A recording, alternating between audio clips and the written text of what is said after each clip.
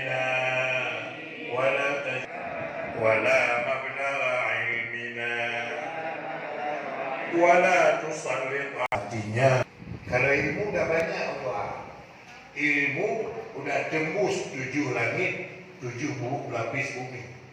Tapi kalau rasa takut belum tentu. Makin malam, makin leme, makin ulau-ulau. Kondisi sekarang akhir zaman yang paling kritis, hilang rasa takut.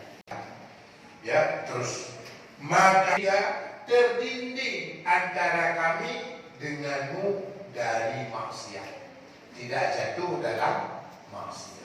Bagaimana rasa takut yang kita minta pada Allah? Rasa takut yang selama kita jatuh dari dosa. Ceramah, gagah, fuki raya, ini balut ya Allah. Tapi sehingga terkesan sehat segala dosa. Ini pada purnomo di pasar udah purnoan lebih. Ilmu mau baca nama kembali Nabi jannataka. Beri kami ya Allah, bagikan kepada kami taat kepadamu sampai tembus dalam surga.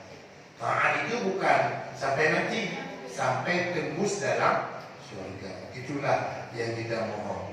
Kalau sampai mati boleh jadi setelah mati bermasalah akibat dosa anak, dosa keluarga, dosa harta yang kita tinggalkan. Musibah di dunia, beri kami ya Allah keyakinan sehingga jadi enteng musibah-musibah, enteng segala musibah dunia. Bahwa dunia ini biasalah orang beriman, bahkan para nabi-nabi asyadul bala al-anbiya, yang paling berat bala-bala dalam hidup para nabi, para rasul. Tumal amsal fal amsal. Kemudian orang yang semisal dengan mereka, orang yang mirip dengan mereka. Maka jangan heran Nabi menderita ketika tidur di pelepah kurma.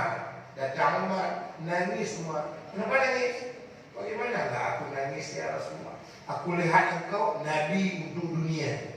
Sementara di sisi lain banyak penguasa, raja, presiden satu negara, tapi mewahnya luar biasa. Seharusnya engkau lebih mewah dari mereka. Apa kata Nabi? Allah mempercepat untuk mereka, untuk kita ditunda di sana. Memang tidak di sini dia diberikan. Malah banyak riwayat-riwayat tempat sangkut tongkat dalam surga tidak diberikan di dunia. Kenapa? Dibanding dunia dari sini masih lebih bagus.